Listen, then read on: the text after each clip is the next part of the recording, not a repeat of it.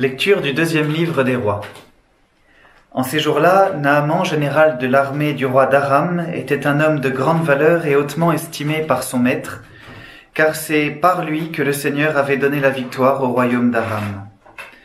Or, ce vaillant guerrier était lépreux. Des Araméens, au cours d'une expédition en terre d'Israël, avaient fait prisonnière une fillette qui fut mise au service de la femme de Naaman. Elle dit à sa maîtresse: « Ah, si mon maître s'adressait au prophète qui est à Samarie, celui-ci le délivrerait de sa lèpre. » Naaman alla auprès du roi et lui dit: « Voilà ce que la jeune fille d'Israël a déclaré. » Le roi d'Aram lui répondit: « Va, mets-toi en route, j'envoie une lettre au roi d'Israël. » Naaman partit donc. Il emportait 10 lingots d'argent, 6000 pièces d'or et 10 vêtements de fête.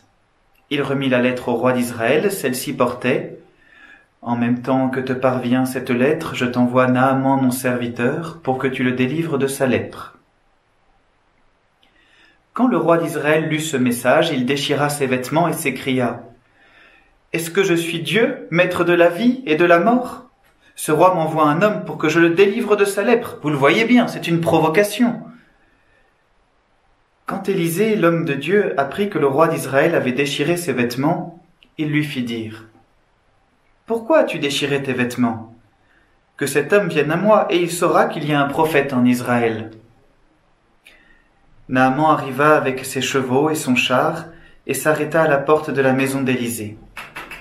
Élisée envoya un messager lui dire: « Va te baigner 7 fois dans le Jourdain, et ta chair redeviendra nette, tu seras purifié. » Naaman se mit en colère et s'éloigna en disant: « Je m'étais dit, sûrement il va sortir et se tenir debout pour invoquer le nom du Seigneur son Dieu.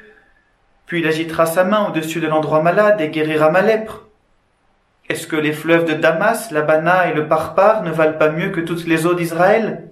Si je m'y baignais, est-ce que je ne serais pas purifié? » Il tourna bride et partit en colère.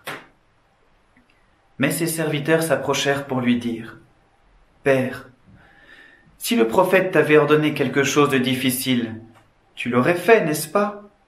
Combien plus lorsqu'il te dit: baigne-toi et tu seras purifié. » Il descendit jusqu'au Jourdain et s'y plongea 7 fois pour obéir à la parole de l'homme de Dieu. Alors sa chair redevint semblable à celle d'un petit enfant, il était purifié. Il retourna chez l'homme de Dieu avec toute son escorte.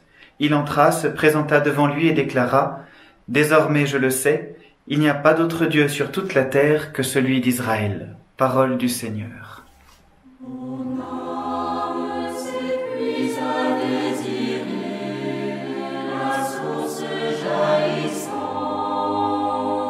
Tu n'as pas dit le mot magique. Lorsqu'un enfant demande quelque chose à ses parents, le mot magique a une importance capitale.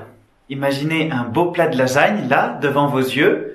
Avec le mot magique, il peut arriver dans votre assiette. Sans le mot magique, rien du tout.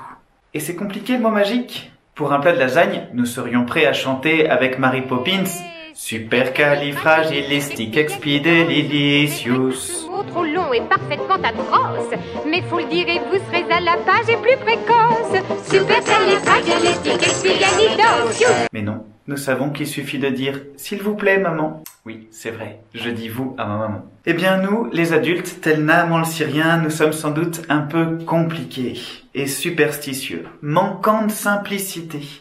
La simplicité d'un beau « S'il vous plaît, maman ». Le Seigneur nous demande de petites choses. Ayons la simplicité de les faire.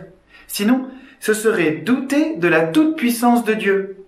À l'inverse du centurion, disant « Seigneur, je ne suis pas digne que tu entres sous mon toit, mais dis seulement une parole et mon serviteur sera guéri. Moi-même qui suis soumis à une autorité, j'ai des soldats sous mes ordres. À l'un je dis va, et il va, à un autre viens, et il vient, et à mon esclave fais ceci, et il le fait. » Dieu nous demande d'aimer avec un cœur pur, un cœur simple, et cela chasse toute arrière-pensée. En ce premier jour de travail à la maison, prenons avec simplicité les moyens que le Seigneur souffle à notre conscience. L'effort d'aujourd'hui pourrait être par exemple: je travaille sans mon téléphone portable à côté de moi. Ou pour les plus jeunes, je commence par finir mes devoirs et j'irai jouer après. Ce qui se traduit pour les plus grands par « je fais des pauses raisonnables et régulières ». Bonne journée.